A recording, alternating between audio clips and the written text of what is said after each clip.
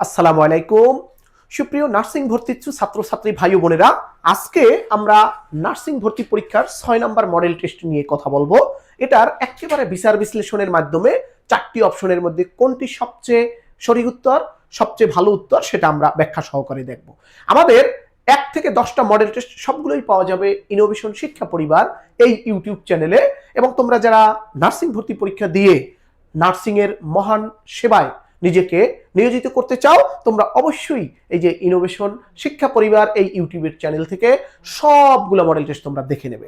এর বাইরেও কিন্তু এখানে প্রত্যেকটা সাবজেক্টের কিন্তু প্রচুর ক্লাস রয়েছে, প্রত্যেকটা সাবজেক্টের কিন্তু এখানে সাজেশন রয়েছে, বাংলা, ইংরেজি, সাধারণ জ্ঞান, সাধারণ গণিত, সাধারণ বিজ্ঞান। তোমরা চাইলেই সেই সাজেশনগুলো দেখে তারপরে মডেল টেস্টগুলো নিজেরা প্র্যাকটিস করে পরীক্ষায় নিজেকে একেবারে যোগ্যতম প্রার্থী হিসেবে প্রমাণ করতে পারো। তাহলে আর কথা না বলে আমরা শুরু করছি আমাদের মডেল টেস্ট ৬ এর প্রশ্নগুলো। প্রথমে যে প্রশ্নটা জিজ্ঞেস করেছে সেটা হচ্ছে যে পবন পবন শব্দের সমর্থকটা কি? পবন শব্দের সমর্থক কি? পবন মানে হলো আমরা জানি বাতাস বা বায়ু। পবন মানে হলো বায়ু বা বাতাস, বায়ু বা বাতাস, এটা হইল পবন। তাহলে আমরা এটাকে বলতে পারি অনিল মানে হলো বাতাস। অনিল মানে কি? বাতাস, তার মানে এটা হচ্ছে সঠিক শব্দ। ওকে। আর অনল, অনল কিন্তু আগুন। অনল মানে কি? আগুন। এটা কিন্তু এক জিনিস নয়, আগুন। অচল মানে যেটা চলতে পারছে না সেটা। পবন মানে হলো অনিল, অনিল মানে হলো বাতাস। ওকে, তাহলে পবন এর সমর্থক শব্দ হচ্ছে অনিল। নদীমাতৃক, এটাকে আমরা কি বলতে পারবো? তাহলে নদীমাতৃক মানে হলো, এটাকে ব্যাস বাক্য করি, নদী মাতা যার। নদী মাতা যার, এটাকে কি বলা হয়? নদী মাতা যার। এটা হলো বহুব্রী সমাস, বহুব্রী সমাস। তাহলে বহুব্রী সমাসটা কি এটা মনে রাখতে হবে, যে সমাসের ব্যাস বাক্য এক ধরনের হবে কিন্তু বুঝাবে অন্য একটা বিষয়, আলাদা একটা জিনিসকে বুঝায়। যেমন নদী মাতা যার, নদী মাতৃক। এখন নদী যে কোনো দেশেরই মাতা হতে পারে, হইলেও নদীমাতৃক বুঝাইতে শুধুমাত্র বাংলাদেশকেই বুঝানো হবে। নদীমাতৃক বিশ্বে প্রায় ২৩০টার মতো দেশ। নদীমাতৃক দেশ যখনই বলবো আমরা, শুধু একটা দেশকেই বুঝাবে, সেটা শুধু বাংলাদেশ। তার মানে তার ব্যাস বাক্য, তার আক্ষরিক অর্থ, বিশ্লেষণ অর্থ এক ধরনের, কিন্তু সে বুঝাচ্ছে শুধু নির্দিষ্ট একজনকে, সেটাই বহুব্রী সমাস। যেমন যেমন হিন্দুরা পুজো করে ১০ আনন। ওকে, ১০ অনন আছে যার, ১০ আনন। এখন ১০ অনন, ঠিক আছে, তার মানে হলো হাত। হিন্দুদের যে একজন একজন দেবতার কিন্তু ১০টা হাত। এখন 10টা হাত যদি অন্য কারো থাকে, তাকে কিন্তু দশানন বলা যাবে না। দশানন বলতে ওই দেবতাকেই শুধু বুঝানো হবে। ঠিক আছে? তাহলে এইরকম নির্দিষ্ট, অর্থাৎ তার ব্যাসবাক্য এক ধরনের কিন্তু সে বুঝাচ্ছে ব্যাসবাক্য না বুঝিয়ে অন্য কোনো বিষয়, একটা নির্দিষ্ট বিষয়কে, সেটাই হচ্ছে বহুব্রী সমাস। উচ্ছেদ, উচ্ছেদ মানে তো আমরা জানি চ এবং ছ, এই চ ছ উচ্ছেদ, এটা থাকলে উত হয়, উত, উত যোগ ছেদ, এটা খণ্ডত আসবে, উত যোগ ছেদ, উচ্ছেদ, উত যোগ ছেদ, উচ্ছেদ। ওকে, এটাও কিন্তু একই জিনিস। তাহলে প্রথমটাই কিন্তু কারেক্ট দেব আমরা। ক এবং ঘ একই জিনিস, কিন্তু ক প্রথমটাকে আমরা সঠিক দেব। হাতের পাঁচ শব্দটার অর্থ কি? হাতের পাঁচ, এই যে হাতের পাঁচ, একটা কাজ করতে গেলাম, ঠিক আছে, আমার হাতের যত টাকা ছিল সব আমি শেষ করলাম। প্রথমে এই আঙ্গুলে যা ছিল শক্তি সেটা দিয়ে চেষ্টা করলাম, এরপরে এই আঙ্গুল দিয়ে চেষ্টা করলাম, এই আঙ্গুল দিয়ে চেষ্টা করলাম, এই আঙ্গুল দিয়ে চেষ্টা করলাম, এই আঙ্গুল দিয়ে শক্ত করে ধরার চেষ্টা করলাম আমার প্রিয়তমাকে, প্রেমিকাকে। হাতের পাশ দিয়ে চেষ্টা করলাম, তারপরেও প্রেমিকা চলে গেল। হাতের পাশ মানে হলো শেষ সম্বল, হাতের পাশ মানে হলো শেষ সম্বল। শুদ্ধ, শুদ্ধ বানান মুমূর্ষু, মুমূর্ষু বানান হলো রস্যুকার দীর্ঘকার রস্যুকার, এটা মনে রাখতে হবে। মুমূর্ষু, মুমূর্ষু মানে হইল রস্যুকার দীর্ঘকার রস্যুকার, তার মানে ঘ সঠিক উত্তর, ঘ। যা পূর্বে ছিল কিন্তু এখন নেই, এটাকে কি বলবো? ভূতপূর্ব। যা পূর্বে ছিল কিন্তু এখন নেই। পূর্বে ছিল, যেমন রাজা প্রথা পূর্বে ছিল কিন্তু এখন নেই। ওকে, সম্রাট আগে ছিল এখন নেই, এটা ভূতপূর্ব। চা বাগান, চা বাগান মানে হলো চায়ের বাগান। চায়ের বাগান, এটাকে বলা হয় চা বাগান, এটাকে বলা হয় চা বাগান, চা বাগান। অনেকে যারা সমাস একটু হালকাভাবে পারে, খুব ভালোভাবে পারে না, সে মনে করবে এই যে হাই পেন রয়েছে তাহলে এটা দ্বন্দ্ব সমাস, চা ও বাগান, চা বাগান। নো, এটা সেটা নয়, চায়ের বাগান, চা বাগান। তাহলে এইখানে বিভক্তি আছে র, এই বিভক্তি লোপ পেয়ে একটা, এই ব্যাস বাক্যে একটা র ছিল, সেটা লোপ পেয়ে হলো চা বাগান। তাহলে বিভক্তির লোপ পেয়ে যেটা হয় সেটাকে বলা হয় তৎপুরুষ সমাস। তৎপুরুষ, বিভক্তির লোপ পেয়ে যে সমাস হয় তাকে তৎপুরুষ বলে। যেমন পথের রাজা, রাজপথ, আমরা এর আগের মডেল টেস্টে দেখেছিলাম। চায়ের বাগান, চা বাগান, ষষ্ঠী তৎপুরুষ। ঋজু, ঋজু মানে হলো, এখানে দেখি আমরা কি কি দেওয়া আছে, সোজা, সহজ, এগুলো তো একই জিনিস, ঠিক আছে। তাহলে সোজা, সহজ, আর কি দেশে, বক্র, কঠিন। ঋজু মানে হলো, ঋজু মানে হলো, ঋজু শব্দের বিপরীত শব্দ কি, বিপরীত চেয়েছে।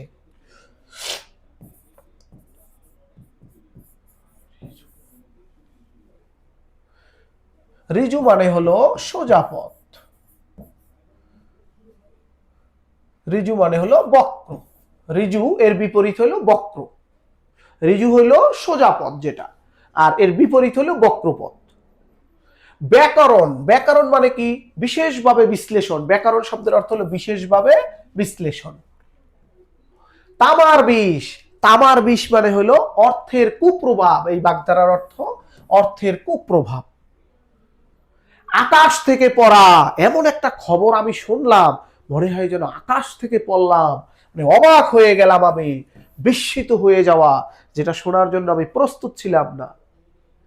ক্রিয়াপদের মূল অংশকে ধাতু বলে, ক্রিয়ার মূল অংশ। যেমন আমি ভাত খেয়ে, যেমন খেয়ে, খেয়ে মানে কি, তাহলে খা, খাওয়া প্লাস এ, এই যে মূল অংশ এটা ধাতু। আমি দিয়া, বা আমি নাচিয়া, নাচিয়া, তাহলে নাচিয়া কি বলবো, নাচিয়ে, নাচিয়া, তাহলে এটা হলো নাচ যোগ ইয়ে, নাচ যোগ ইয়ে, এই নাচ, এইটাকে বলা হয় ধাতু। নাচ যোগ ইয়ে, নাচিয়ে, ধাতু। ক্রিয়ার মূল অংশকে ধাতু বলে। বিষাদ সিন্ধু, এটা কিন্তু একটা কি ছিল আমাদের, বিষাদ সিন্ধু, এটা কি মহাকাব্য গ্রন্থ? বিষাদ সিন্ধু হলো একটা উপন্যাস, বিষাদ সিন্ধু, বিষাদ সিন্ধু উপন্যাস, বিষাদ সিন্ধু। এটার মধ্যে মূলত কারবালার প্রান্তরে যে ইমাম হাসান, ইমাম হোসেনকে যে খুব করুণভাবে হত্যা করা হয়েছে, সেটাই হলো বিষাদ সিন্ধু উপন্যাস। রিকশা, এটা জাপানি শব্দ, আমরা জানি রিকশা কিন্তু জাপান থেকে আসছে, এই শব্দটা জাপান। বা আমাদের বিশ্বে 230টার মতো দেশ, তার মধ্যে আমাদের সবচেয়ে ঘনিষ্ঠ বন্ধু হচ্ছে জাপান। জাপান আমাদেরকে যে সাহায্য করে, কোনো ধরনের শর্ত ছাড়া জাপান আমাদেরকে সাহায্য করে। এর কারণটা হচ্ছে, জাপান দ্বিতীয় বিশ্বযুদ্ধে যখন হেরে যায়, তখন তার কিন্তু আন্তর্জাতিক আদালতে তার বিচার হইতেছিল। সেই বিচারের মধ্যে একজন বিচারক ছিল বাঙালি, যিনি ওখানে বাকি যারা বিচারক ছিলেন তারা সবাই এমন শাস্তি দিচ্ছিলেন জাপানকে, একেবারে ধ্বংসের, জাপান আর 100 বছরেও দাঁড়াইতে পারত না। কিন্তু একজন সেখানে বাঙালি বিচারক ছিলেন, যিনি এই রায়কে সহজ করে দিলেন, জাপানকে আবার মাথা উঁচু করে দাঁড়ানোর সুযোগ করে দিলেন। সেই থেকে জাপান, বাঙালি বাংলাদেশকে প্রচন্ড রকম ভালোবাসে, এবং একমাত্র জাপান আমাদেরকে নিঃশর্তভাবে হেল্প করে। সারাটি সকাল তোমার আশায় বসে আছি, এখানে সারাটি করণ তো হবে না, কারণ কি, করণ মানে কোনো কিছু দ্বারা, অধিকরণ মানে সময়, ঠিক আছে, এটা তো অধিকরণ। অধিকরণ কারক কোনটা, অধিকরণ মানে হইলো সময় যদি থাকে, সময়, স্থান, এইগুলো যদি থাকে সেটা অধিকরণ। যেমন এখানে সারাটি সকাল, পুরো সকাল। ডেপুটেশন, ডেপুটেশন মানে হলো প্রেষণ, ডেপুটেশনে পাঠানো। একজন লোক একটা কাজ করছে, সে বর্তমানে একটা মন্ত্রণালয়ে চাকরি করে, তাকে একটা দায়িত্বের জন্য অন্য একটা কাজে দেওয়া হলো। একটা শিক্ষা মন্ত্রণালয়ে একজন লোক চাকরি করে, তাকে দেখা যায় যে পাঠানো হলো অন্য একটা অধিদপ্তরে সাময়িকের জন্য, পার্মানেন্ট না, সেটাকে বলা হয় ডেপুটেশন। শেষের কবিতা, শেষের কবিতা কিন্তু কবিতা হলেও বিশ্বকবি রবীন্দ্রনাথ ঠাকুরের এটা একটা উপন্যাস। বৃষ্টি পরে টাপুর টুপুর, এখানে টাপুর টুপুর বলতে কিন্তু অনুকার বুঝায়। অনুকার খেতে কিন্তু সেই রেই, সে হেই রেই করে করতে করতে সেখানে চলে গেল। এই যে হেই রেই, তালে তালে বলা যেটা, এটাকে অনুকার বলা হয়। ঝুমঝাম বৃষ্টি পড়ছে, ওকে, ধাপুর ধুপুর কিল মারলো, এইগুলো হচ্ছে, এইগুলোকে অনুকার বলা হয়। সে গোল্লায় গেছে, গোল্লায় মানে কি, মানে তার পতন হয়ে গেছে, এটা হইলো, এটাকে আমরা কি দেব, সম্প্রদান, মানে একেবারে সত্য ত্যাগ করে যেটা দেওয়া হয় সেটাকে বলা হয় সম্প্রদান। এমন দান করলাম আমি যেটা আর কোনোদিন ফিরে আসবে না। যেমন ভিখারিকে টাকা দাও, সম্প্রদান কারো। ধোপাকে কাপড় দাও, ধোপাকে কাপড় দাও, এখানে কিন্তু সে ফিরে আসবে কাপড়টা, তাহলে এটা হইলো কর্মকারক। আর যেটা আর ফিরে আসবে না, যেমন তুমি সৎ পাত্রে কন্যা দান করো, ভালো জায়গায় ভালো পাত্র দেখে মেয়ে বিয়ে দাও, এটা হচ্ছে আর ফিরিয়ে আনা হবে না, ওকে, এরকম। এটা হইলো অপদান কারক, সম্প্রদান, সম্প্রদান কারক। তাহলে সম্প্রদান মানে হলো এমন ভাবে দেওয়া যেটা আর আমি ফেরত আনার কোনো ইচ্ছে আমার নেই। তাহলে সম্প্রদানটা হইলো এরকম, সে গোল্লায় গেছে, সে ধ্বংস হয়ে গেছে, ওকে, ধ্বংস হয়ে গেছে, আর ফিরে আসার সম্ভাবনা নাই, সম্প্রদান। ঐহিক মানে কি, ঐহিক মানে হলো এহলোক, এহলোক যেটা বলে এই জাগতিক, তাহলে এটাকে আমরা কি বলবো, পারলৌকিক। What is the synonym of vague? Vague শব্দের মানে, ভ্যাগু মানে হলো অনিশ্চিত, যেটা অনিশ্চিত, ভ্যাগু মানে কি, অনিশ্চিত। ভ্যাগু মানে হলো অনিশ্চিত, আনসার্টেন, আনক্লিয়ার যেটাকে বলি আমরা, এটাকে বলা হয় vague. Choose the correct preposition. He is weak in mathematics. সে ম্যাথমেটিক্সে দুর্বল, ইন ম্যাথমেটিক্স, কোন সাবজেক্টে যদি দুর্বল হয় সেটাকে ইন বলা হয়। সে ম্যাথমেটিক্সের teacher, he is lecturer in mathematics. What is the correct spelling? Correct spelling হলো commission, double M S S, double M S S I O N, এটা কমিশন।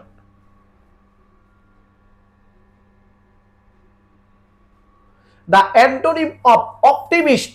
অপটিমিস্ট মানে হলো যিনি আশাবাদী, ওকে, অপটিমিস্ট মানে হলো আশাবাদী, আশাবাদী, এটাকে বলা হয় পেসিমিস্ট, ওকে। অপটিমিস্ট মানে হলো আশাবাদী, আশাবাদী। জিজ্ঞেস করছে এটার বিপরীত কি, এগুলো সবই হলো আশাবাদী, এগুলো সবই হলো আশাবাদী, তাহলে একটা হলো পেসিমিস্ট, অর্থাৎ হতাশা। এ ম্যান অফ স্ট্রো মানে হলো অপদার্থ, যে মানুষটার মাথায় কোনো ব্রেইন নাই, ঘিলু নাই, যেটা বুদ্ধি খাটিয়ে কাজ করতে পারে না, সেটাকে বলা হয় এ ম্যান অফ স্ট্রো, এটা হইলো একেবারে অপদার্থ যে লোক। রিচ ম্যান মানে আমরা বুঝি ওর্থলেস পারসন, ওর্থলেস পারসন, যেটার কোনো বুদ্ধি সম্পন্ন, কোনো বুদ্ধিহীন কোনো লোক, ওর্থলেস পারসন, যার কোনো অর্থ নাই, বুদ্ধি নাই। Change the voice, I have done the work, তাহলে দ্য ওয়ার্কটা আসবে আগে, দ্য ওয়ার্ক, আর এটা present perfect tense, present perfect. The work have been done, the work has been done, the work has been done by me. What is the masculine gender of nun? নানের masculine কি হতে পারে, ওকে, তাহলে নান মানে হলো আমরা জানি যে সন্ন্যাস, সন্ন্যাসী, সন্ন্যাসী নান, এটা হলো ফেমিনিন জেন্ডারে আছে। What is the masculine gender? এটার ম্যাসকিউলিন কি হবে, তাহলে ফেমিনিন পাইলাম, এটার ফেমিনিন পাইলাম, এটার ম্যাসকিউলিন কি হবে, ম্যাসকিউলিন হলো মনক, মনক হলো পুরুষ সন্ন্যাস যেটাকে বলি, নান হইলো সন্ন্যাসিনী, সন্ন্যাসিনী, তাহলে মনক হইলো সন্ন্যাস, সন্ন্যাসী, সন্ন্যাসী হলো মনক, এমওএন কে, মনক হলো সন্ন্যাসী। দ্য ওয়ার্ড সোমনামডুবুলিস্ট, যে ঘুমের মধ্যে হেঁটে চলে যায়, যে ঘুমের মধ্যে হাঁটে, ঘুমের মধ্যে হাঁটে, ঘুমের মধ্যে হাঁটে যিনি, তাকে বলা হয় সোমনামবুলিস্ট বলা হয়। One who walks in sleep, অনেকেই আছে, এমনও বিশ্বে ঘটনা আছে যে এক ব্যক্তি ভাবে ঘুমিয়েছে, কিন্তু ঘুম থেকে সে উঠে তার গাড়ি ড্রাইভ করে পুরো শহর ঘুরে এসে আবার ঘুমিয়েছে, সকালবেলা সে জানেই না যে সারা রাত সে গাড়ি চালিয়েছে। ঘুমের মধ্যে অনেকেই কথাবার্তা বলে, ঘুমের মধ্যে অনেকে নাক ডাকে, সে জানেই না যে সে নাক ডাকে। ঘুমের মধ্যে অনেকে কথা বলে, সে জানেই না যে ঘুমের মধ্যে কথা বলে। ঘুমের মধ্যে অনেকে হাঁটে, দরজা খুলে হাঁটতে থাকে, তাই এটাকে বলা হয় সোমনাম্বুলিস্ট বলা হয় এটাকে, সোমনাম্বুলিস্ট, ঘুমের মধ্যে যে হাঁটে। Fill in the blank, the jury, জুরিটা সবসময় বহু বচন, বহু বচন, জুরিটা হইল বহু বচন। The jury were, the jury were divided in their opinions, jury বোর্ডে একটা বিচারক বোর্ডে যে কয়জন বিচারক থাকে, বিচারপতি থাকে, তাদেরকে জুরি বলা হয়। ওদের বহু বচন, বিচারকরা একসাথে, বহু বচন। গিভ আপ, গিভ আপ মানে হলো ছেড়ে দেওয়া, গিভ আপ মানে হলো ছেড়ে দেওয়া, টু অ্যাবান্ডন নিষিদ্ধ করা। গিভ আপ, গিভ আপ হলো ছেড়ে দেওয়া, গিভ আপ হলো ছেড়ে দেওয়া। সে সিগারেট ছেড়ে দিয়েছে, he has given up cigarette. What is the plural of index, ইন্ডেক্সের প্লুরাল কি? ইন্ডেক্সের প্লুরাল হলো ইন্ডেক্সেস বা ইন্ডেসেস, মানে সূচিপত্র। বইয়ের শুরুতে যে সূচি থাকে সেটাইকে ইন্ডেক্স বলা হয়।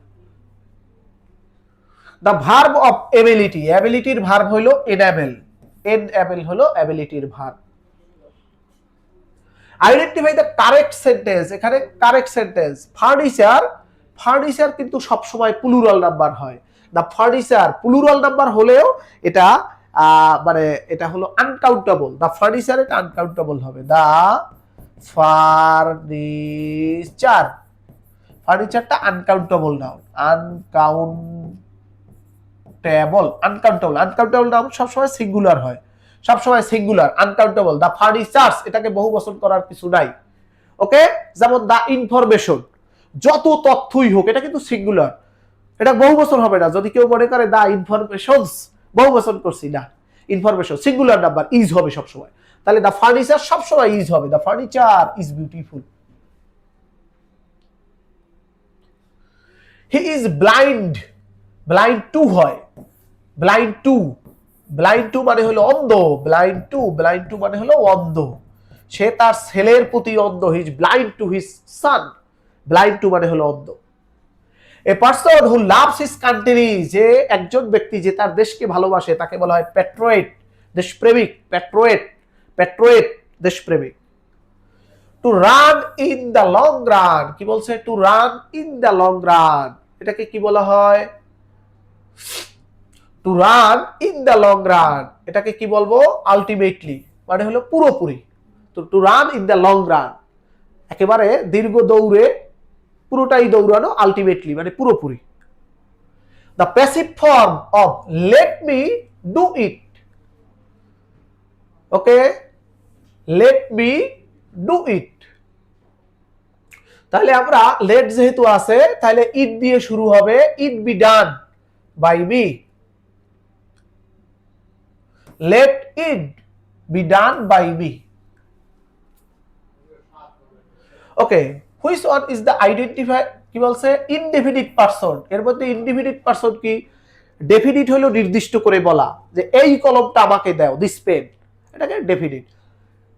ইনডেফিনিট মানে অনির্দিষ্ট, একটা কলম দাও, যে কোনো একটা দাও, কোনো নির্দিষ্ট বলে নাই। তাহলে ইনডেফিনিট মানে হলো ইস, যে কোনো একটা, ইস মানে প্রত্যেকটা বা যে কোনো একটা। ডু অর ডাই, এখানে অর আছে, অর যদি থাকে এটাকে কি সেন্টেন্স বলা হয়? বুয়া। আগেই আমরা বলেছিলাম, আগের মডেল টেস্ট গুলোয় বলেছিলাম যে কম্পাউন্ড সেন্টেন্স যারা পারবে তারা বুয়া শব্দটা মনে রাখবে। বাট, অর, ইয়েট, এন্ড এইগুলো যেখানে আছে সেটাই কম্পাউন্ড সেন্টেন্স। পিএইচডি মানে হলো ডক্টর অফ ফিলোসফি, পিএইচডি মানে হলো ডক্টর অফ ফিলোসফি। বৃত্তের কেন্দ্রে কত কোণ থাকবে? এই যে বৃত্তের কেন্দ্র, এখানে কোণ আছে কত? 360 ডিগ্রি। বৃত্তের কেন্দ্রস্থ কোণ কত হবে? 360 ডিগ্রি হবে। এ স্কয়ার মাইনাস বি স্কয়ার কিসের সূত্র? যদি মাইনাস থাকে তাহলে একবার প্লাস একবার মাইনাস, এটা গুণ চিহ্ন হয়, এ প্লাস বি ইন্টু এ মাইনাস বি। একটি সমকোণী ত্রিভুজের সমকোণ সংলগ্ন বাহু হচ্ছে 3 আর 4, একটা 3 আর একটা 4, এটা কত হবে? এটা হবে রুট দিয়ে এটার স্কয়ার প্লাস এটার স্কয়ার, তাহলে 16 আর 9 25 মানে হলো 5 সেন্টিমিটার। একটি বইয়ের দাম 24 টাকা, প্রকৃত দামের 80% হলে প্রকৃত দাম কত? ওকে, 80% হইলো, তাহলে 80 টাকা দাম হইলে প্রকৃত দাম হইলো 100 টাকা। 1 টাকা হইলে কত হবে? 80 যাবে নিচে, উপরে আসবে 100। সুতরাং যদি বিক্রি হয় 24 টাকা, সেটা হবে 100 ইন্টু হইল 24, কাটাকাটি দিলে হবে 4, উপরে হবে 5, 4 ছক 24, 5 ছক 30 টাকা। 1 থেকে 20 পর্যন্ত মৌলিক সংখ্যা কয়টি? মৌলিক সংখ্যা মনে রাখার একটা গোপন কৌশল বলেছিলাম যে আমার মোবাইলের যে পাসওয়ার্ড সেটা হলো 4422 322 321। আমার মোবাইলের পাসওয়ার্ড এটাই হলো মৌলিক সংখ্যা। এই হইলো 1 থেকে 10 পর্যন্ত, 10 থেকে 20, 20 থেকে 30, 30 থেকে 40, 40 থেকে 50, 50 থেকে 60, 60 থেকে 70, 70 থেকে 80, 80 থেকে 90, 90 থেকে 100। তাহলে 1 থেকে 20 পর্যন্ত হইলো 4 4 8টি। লগ কত বলছে? লগ 1 ডিভাইডেড বাই কত? 9, এটা সমান হলো -2। তাহলে এখানে আমরা জানি এই -2 এ পাশে চলে আসবে আর 1/9 ও পাশে চলে যাবে। তাহলে 1/x² সমান হলো 9। তাহলে x এর মান থাকবে কত? 3। পিতা পুত্রের বয়সের অনুপাত 7 আর 2। পিতার বয়স 28 বছর, তাহলে এইটা হলো 7x আর এইটা হলো 2x। তাহলে 7x সমান বলছে পিতার বয়স 28, তাহলে x এর মান 4 7 28 4। তাহলে একজন হলো 4 7 28 আর একজন হলো 4 দুগুণে 8 বছর। পুত্রের বয়স 8 বছর। দুটি সংখ্যার গুণফল হলো 70 আর বিয়োগফল হলো 10। সংখ্যা দুটি কত? তাহলে গুণফল xy হলো 70 আর একবার বলছে বিয়োগফল x - y সমান হইল 10। সংখ্যা দুটি কত? তাহলে আমি x + y হোল স্কয়ারের সূত্র ব্যবহার করি। x - y whole square plus 4xy সমান, এটা হইল 10 10 100 প্লাস 4 ইন্টু 70, 4 7 80, কত? 4 7 28। তাহলে কত হইল টোটাল? 380। তাহলে আমরা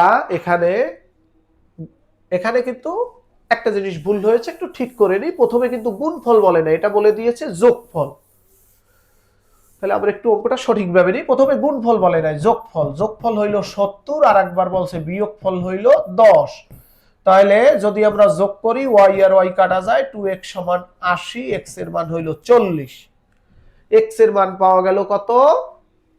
x এর মান পাওয়া গেল 40। এবার যদি আমরা বিয়োগ করি তাহলে y এর মান কত পাবো? 30। তাহলে 30 আর 40, এই যে 30 আর 40। ক একটা কাজ করে 15 দিনে, তাহলে 15 দিনে করে ক 1/15 অংশ আর খ একদিনে করে 1/30 অংশ। এবার দুইজন যদি একসাথে করে তাহলে দুইজন যোগ করে দিই, 30 লসাগু 2 + 1, উপরে থাকবে 3, 30 থাকবে 1/10 অংশ। দুইজন একসাথে করলে ওই কাজটার 10 ভাগের 1 অংশ করে একদিনে, তাহলে পুরোটা করবে 10 দিনে, উল্টে যাবে। একটি সাইকেল এত টাকায় বিক্রয় করায় 20% লাভ হলো। ওকে, 20% লাভ হয়েছে। 20% লাভ মানে কি? 120 টাকা। 120 টাকায় যদি বিক্রয় করে তাহলে ক্রয় মূল্য ছিল 100। 1 টাকায় যদি বিক্রয় করে 120 আর হইল 100। সুতরাং 7200 টাকায় যদি সে বিক্রি করে তাহলে কত হবে? উপরে হলো 100, 7200, শূন্য একটা কাটা যায়, তাহলে 6 12 60, তাহলে 6000 টাকা। 6000 টাকায় কিনছে, 7200 টাকা বিক্রি করছে, 1200 টাকা তার লাভ হয়েছে। নিউক্লিয়াস কে আবিষ্কার করেন? এটা রবার্ট ব্রাউন নিউক্লিয়াস আবিষ্কার করেন। আর রবার্ট হুক তিনি কি আবিষ্কার করেন? তিনি কিন্তু হুক হইল কোষ আবিষ্কার করেন, কোষ। এবং কোষ যে দেখতে ছোট, অণুবীক্ষণ যন্ত্র, কোষ আবিষ্কার করেন। অণুবীক্ষণ যন্ত্র এটাও তিনি আবিষ্কার করেন। অণুবীক্ষণ যন্ত্র যেটা ছোট জিনিসকে বড় করে দেখে। জে থমসন কি আবিষ্কার করেন? তিনি ইলেকট্রন আবিষ্কার করেন। ইলেকট্রন তিনি আবিষ্কার করেন। চ্যাডউইক নিউটন আবিষ্কার করেন। নিউটন আবিষ্কার করেন চ্যাডউইক। শব্দের গতি সবচেয়ে কম কঠিন মাধ্যমে হলো 5300 শব্দ যায়, তরলে হলো কত? 1450, বায়বীয় মাধ্যমে 332 আর শূন্য মাধ্যমে শব্দের কোনো গতিই নাই, শূন্য। তাহলে সবচেয়ে কম হলো বায়বীয় মাধ্যমে। অ্যাসিড নীল লিটমাসকে কি করে? অ্যাসিড নীল লিটমাসকে লাল করে। কম্পিউটারের প্রধান অংশ কি? সিপিইউ হলো কম্পিউটারের প্রধান অংশ। এইডস এক ধরনের ভাইরাস জনিত রোগ। এইডস, AIDS, অ্যাকুয়ার্ড ইমিউনি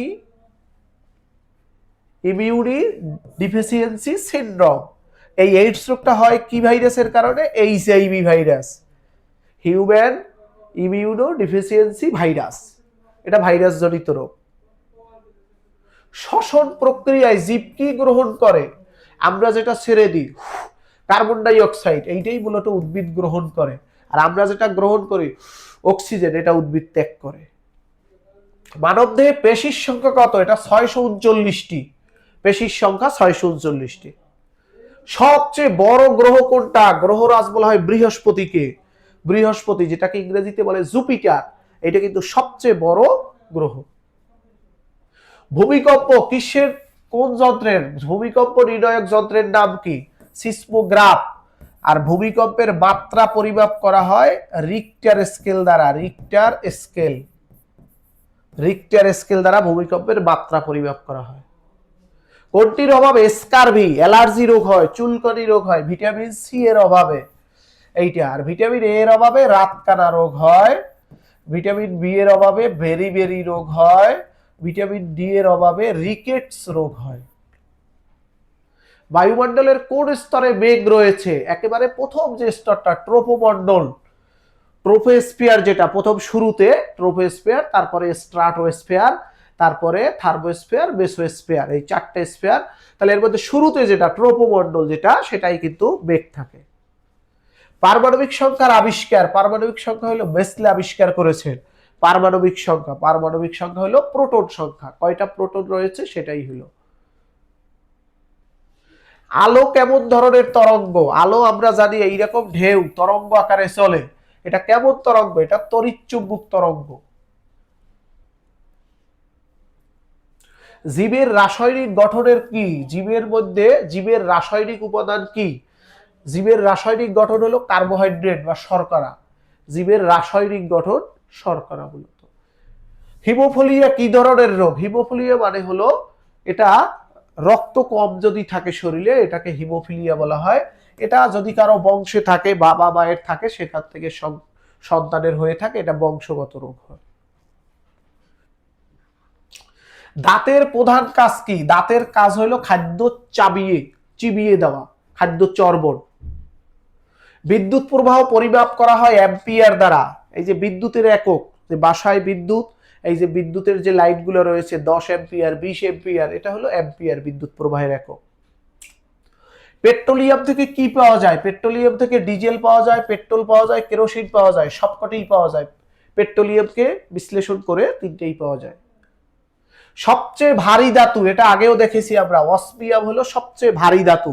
যত ধাতু রয়েছে টোটাল মৌলিক পদার্থ 118টা, এর মধ্যে ভারী ধাতু হলো অসমিয়াম।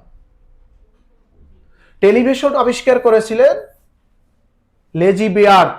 আমরা যে টেলিভিশন দেখি এটা লেজি বেয়ার্ডের আবিষ্কার। জন্ডিস হলে শরীরের কোন অংশটা আক্রান্ত হয়? জন্ডিস মানে হলো এটা শরীরের যে আমরা যেটাকে লিভার, আমরা যেটাকে বলি লিভার বা কলিজা, ওকে, বা যকৃত যেটাকে বলি লিভার, জন্ডিস হইলে এই অংশটা আক্রান্ত হয়। তড়িৎ কোষ কি কাজ করে? তড়িৎ কোষ, কোষ মানে হলো ব্যাটারি, সেল যেটাকে আমরা বলি, সেটার মধ্যে রাসায়নিক পদার্থ রয়েছে, সেখান থেকে আলোক শক্তি পাই, বিদ্যুৎ শক্তি পাই, ওকে, সেটার মধ্যে রাসায়নিক শক্তিকে সে আলোক শক্তি পায় বা বিদ্যুৎ শক্তি, বিদ্যুৎ বা আলোক শক্তি। তাহলে তড়িৎ কোষে আমরা যান্ত্রিক শক্তি না, এটা না, রাসায়নিক শক্তি থেকে বিদ্যুৎ শক্তি, এটা হতে পারে রাসায়নিক শক্তি থেকে তড়িৎ কোষ, রাসায়নিক শক্তি থেকে বিদ্যুৎ শক্তি হতে পারে বা আলোক শক্তি হতে পারে।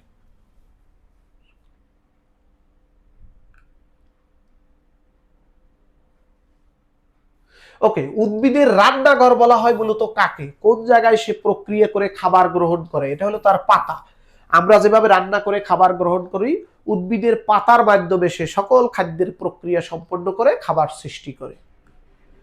সমুদ্রের নীল দেখানোর কারণ কি?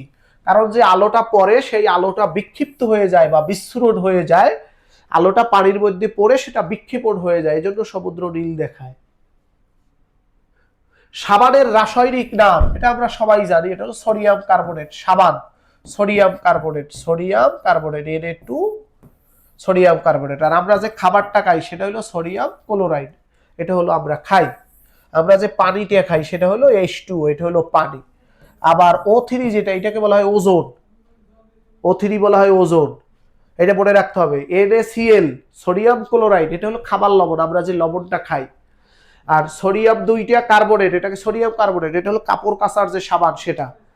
H2O হলো পানি, H2, H হলো 2টা আর O একটা, এটা হলো পানি, এটা আমরা খাই যে পানিটা। O3 যেটা, O3টা হইলো কি, এটাকে বলা হয় ওজোন। ওকে, এরকম আরো রয়েছে D2O, এটাকে বলা হয় ভারী পানি, এটাকে ভারী পানি বলে। এগুলো মনে রাখতে হবে, পরীক্ষায় আসে এগুলো। বাংলাদেশের জাতীয় ফুল আমরা জানি, এটা হলো শাপলা। আবার ফুলের রাজা কিন্তু গোলাপ, ফুলের রাজা হচ্ছে গোলাপ। 7 গম্বুজ মসজিদ বাগেরহাট জেলায় অবস্থিত। 7 গম্বুজ মসজিদ কোথায় অবস্থিত? বাগেরহাট জেলায়, এটা আমরা সবাই জানা আছে। এবং এখানের যে খানজাহান আলী, যে পীর সাহেব, এখানের যে আউলিয়া, তিনি কিন্তু পাথরে ভেসে চলতে পারতেন। বাংলাদেশের মুক্তিযুদ্ধের সর্বোচ্চ খেতাব, মুক্তিযুদ্ধের সবচেয়ে বড় হইল বীরশ্রেষ্ঠ। বাংলাদেশের 7 জনকে বীরশ্রেষ্ঠ উপাধি দেওয়া হয়েছে, তবে এরা কেউই কিন্তু মুক্তিযুদ্ধ থেকে ফিরে আসেনি। মুক্তিযুদ্ধ চলাকালীন সময় তারা বীরত্বপূর্ণ অবদান রাখার কারণে এবং এই অবদান রাখতে গিয়ে তারা মারা গেছেন, তাদেরকে দেওয়া হয়েছে বীরশ্রেষ্ঠ। আর জীবিত যারা রয়েছে, যারা গাজী হয়েছে, যারা যুদ্ধ থেকে ফেরত এসেছেন যুদ্ধ করে, তার মধ্যে সবচেয়ে বড় হচ্ছে বীর উত্তম। যারা সেক্টর কমান্ডার ছিলেন সবাই কিন্তু বীর উত্তম। এশিয়া এবং ইউরোপকে একসাথে বলা হয় ইউরোশিয়া, ইউরোশিয়া বলা হয়। এশিয়া এবং ইউরোপ একসাথে বলা হয় ইউরেশিয়া। বিশ্বের ছাদ বলা হয় পামির মালভূমিকে, বিশ্বের ছাদ বলা হয়। বিশাল যে মালভূমি, পামির মালভূমি বিশ্বের ছাদ। মুক্তিযুদ্ধ জাদুঘর রয়েছে আগারগাঁও, ঢাকা শহরের একেবারে আগারগাঁও যে জায়গাটা রয়েছে, সেখানেই কিন্তু মুক্তিযুদ্ধ জাদুঘর রয়েছে। এবং শাহবাগ রয়েছে কিন্তু জাতীয় জাদুঘর, এটাও কিন্তু পরীক্ষায় আসে, জাতীয় জাদুঘর, তাই না? এই জাদুঘরেই কিন্তু বাংলাদেশের একেবারে শুরু থেকে শেষ পর্যন্ত যত ঐতিহাসিক জিনিস সব কিন্তু এই জাতীয় জাদুঘরে রয়েছে, এটা শাহবাগে অবস্থিত। জাপানের পার্লামেন্টের নাম হলো ডায়েট, জাপানের যে পার্লামেন্ট রয়েছে সেটার হলো ডায়েট। ডেসেট হলো ইসরায়েলের পার্লামেন্ট, ইসরায়েলের পার্লামেন্ট হলো, ইসরায়েলের হলো ডেসেট। ডুবাটা কার? ডুবাটা হলো রাশিয়ার পার্লামেন্টের নাম হলো ডুবা। বাংলাদেশ কবে প্রথম বিশ্বকাপ ক্রিকেটে অংশগ্রহণ করে? 1999 সালে প্রথমে টেস্ট ক্রিকেটে অংশগ্রহণ করে, বিশ্বকাপ টেস্টে, এটা 1999 সালে। ওআইসির সদর দপ্তর হলো জেদ্দায়, জেদ্দাটা কোথায়? এটা কিন্তু সৌদি আরবের জেদ্দা শহরে, সৌদি আরবের জেদ্দা শহরে ওআইসির সদর দপ্তর। আর সৌদি আরবের রাজধানীর নাম হলো রিয়াদ হলো সৌদি আরবের রাজধানী। তেহরানটা কোথায়? এটা হলো ইরানের রাজধানী হলো তেহরান। কায়রো হলো মিশরের রাজধানী হলো কায়রো। তেহরান হলো ইরানের রাজধানী, রিয়াদ হলো সৌদি আরবের রাজধানী। তবে ওআইসির সদর দপ্তরটা হচ্ছে জেদ্দা শহরে। স্ট্যাচু অফ লিবার্টি, এটা 1886 সালে এটা 1886 সালে ফ্রান্স যুক্তরাষ্ট্রকে দান করে। এটা হইলো, এটা নিউ ইয়র্ক শহরে, নিউ ইয়র্কে রয়েছে। নিউ ইয়র্ক হলো যুক্তরাষ্ট্রের সবচেয়ে বড় শহর নিউ ইয়র্ক। এখানে কিন্তু জাতিসংঘ যে ইউনাইটেড নেশনসের সদর দপ্তর কিন্তু নিউ ইয়র্ক। এশীয় উন্নয়ন ব্যাংক এডিবির প্রধান কার্যালয় কোথায়? এডিবি হলো ফিলিপাইনের ম্যানিলা, ফিলিপাইনের রাজধানী ম্যানিলা, ফিলিপাইনের রাজধানী। গণপ্রজাতন্ত্রী বাংলাদেশ, এটা ঘোষণা হয়েছিল 10 এপ্রিল 1971 সাল, তবে তারা শপথ করেছিল 17 এপ্রিল 1971 সাল। গণপ্রজাতন্ত্রী বাংলাদেশ এটা গঠন করা হয়েছে 10 এপ্রিল 1971। তারা শপথ নিয়েছিল, অর্থাৎ যে মুক্তিযুদ্ধ চলাকালীন সময়ে এই দেশের একটা সরকার যুদ্ধ পরিচালনার জন্য যেটা গঠন করা হয়, যেটা মুজিবনগরে গঠন করা হয়েছিল, মেহেরপুর জেলার তৎকালীন নাম ছিল বৈদ্যনাথতলা। আর তখন মেহেরপুর জেলা হয়নি, এটা ছিল তখন কুষ্টিয়া জেলার মধ্যে, মুক্তিযুদ্ধের 8 নম্বর সেক্টরে ছিল। বিশ্বের ক্ষুদ্রতম মহাদেশ কোনটা? বিশ্বের ক্ষুদ্রতম মহাদেশ যদি বলি আমরা, এটা হতে পারে ওশেনিয়া বা অস্ট্রেলিয়া মহাদেশ। জাতিসংঘের কোন সংস্থা খাদ্য এবং কৃষি নিয়ে কাজ করে? এটা FAO, Food and Agriculture Organization. Bangabandhu Sheikh Mujibur Rahman কৃষি বিশ্ববিদ্যালয়, এটা গাজীপুরে অবস্থিত। বঙ্গবন্ধু শেখ মুজিবুর রহমান কৃষি বিশ্ববিদ্যালয়, এটা গাজীপুরে অবস্থিত। 2028 সালে গ্রীষ্মকালীন অলিম্পিকটা কোথায় হবে? এটা মার্কিন যুক্তরাষ্ট্রের লস অ্যাঞ্জেলসে অনুষ্ঠিত হবে 2028 সালে যে গ্রীষ্মকালীন অলিম্পিকটা হবে। বাংলাদেশের নদ নদী প্রাকৃতিক মৎস্য প্রজনন কেন্দ্র, বাংলাদেশের প্রাকৃতিক মৎস্য প্রজনন কেন্দ্র একটা, সেটা হলো হালদা চট্টগ্রাম সিটিজি। চট্টগ্রামের হালদা নদীতেই মাছগুলো নদী থেকে এসে এখানে প্রাকৃতিক প্রজনন কেন্দ্র, তারা এইখানে এই হালদা নদীতে এসে ডিম ছাড়ে, পোনা তৈরি করে। এটা বাংলাদেশের একমাত্র, সেটা হলো হালদা নদী। বিশ্ব পরিবেশ দিবস হলো 5ই জুন। 5 জুন হচ্ছে সারা বিশ্বের পরিবেশকে ঠিক রাখার জন্য 5 জুন হচ্ছে বিশ্ব পরিবেশ দিবস। বিশ্বের বৃহত্তম দ্বীপ হলো গ্রিনল্যান্ড। গ্রিনল্যান্ডের বর্তমান মালিকানা হলো ডেনমার্ক। বর্তমান মালিকানা হচ্ছে ডেনমার্ক। তবে এই ডেনমার্ক বর্তমানে যে গ্রিনল্যান্ডকে দখল করে আছে, তারা ভালোই আছে, কিন্তু মার্কিন যুক্তরাষ্ট্র প্রায় সময় হুমকি দেয় মার্কিন যুক্তরাষ্ট্রের যদি প্রেসিডেন্ট ডোনাল্ড ট্রাম্প যে গ্রিনল্যান্ড আমার লাগবেই লাগবে, ওকে, তখন কিন্তু সারা বিশ্বে হইচই পড়ে যায়। এবং এই যে ডোনাল্ড ট্রাম্পের যে বিভিন্ন ধরনের মানে তার ক্ষমতার মধ্যে নাই, তার রুলসের মধ্যে নাই, প্রোটোকলের মধ্যে নাই, এর বাইরেও তিনি রুলস বহির্ভূত যে কিছু কাজ করেন, সেরকম একটা কাজ হচ্ছে তিনি গ্রিনল্যান্ডকে দখল দিতে চান। এই জন্য ডেনমার্কের সাথে দ্বন্দ্ব লাগে প্রায় তাদের। বাংলাদেশের জাতীয় পতাকা, এটা কামরুল হাসান করেছেন, তার উপাধিকে হলো পেটুয়া। পরীক্ষায় কিন্তু আসে পেটুয়া কার উপাধি? কামরুল হাসান। এবং কামরুল হাসান কিন্তু এই যে 3 কন্যা এরকম যে সৃষ্টি কর্ম রয়েছে, চিত্রশিল্পী, এগুলো কামরুল হাসানের করা। টেকসই উন্নয়ন লক্ষ্যমাত্রা এসডিজি, ওকে, যেটা সাস্টেইনেবল ডেভেলপমেন্ট গোল, এর কিন্তু 17টা হচ্ছে লক্ষ্য। ওকে, এটা 2016 সাল থেকে 2030 সালের মধ্যে এটা ফিল আপ করতে হবে, 17টা লক্ষ্যমাত্রা। 6 নম্বরটা হচ্ছে নিরাপদ পানি এবং পয় নিষ্কাশন। এর আগের মডেল টেস্টে আমরা দেখেছিলাম 4 নাম্বার হচ্ছে টেকসই মানসম্মত শিক্ষা। বাংলাদেশের কোন বিজ্ঞানী কলিঙ্গ পুরস্কার পান? সাধারণত বিজ্ঞান লেখায় যিনি সবচেয়ে ভালো লেখেন, ভালো গবেষক, তিনি কলিঙ্গ পুরস্কার পান। বাংলাদেশের আব্দুল্লাহ আলবুতি, ডক্টর আব্দুল্লাহ আলবুতি, তিনি কলিঙ্গ পুরস্কার পেয়েছেন। অটোয়া কোন দেশের রাজধানী? অস্ট্রেলিয়ার রাজধানী হলো ক্যানভেরা। অস্ট্রেলিয়ার রাজধানী ক্যানভেরা। কানাডার রাজধানী হলো অটোয়া। অটোয়া হলো কানাডার রাজধানী। নিউজিল্যান্ডের রাজধানী হলো ওয়েলিংটন। ওয়েলিংটন। নেদারল্যান্ডের রাজধানী হলো আমস্টারডাম।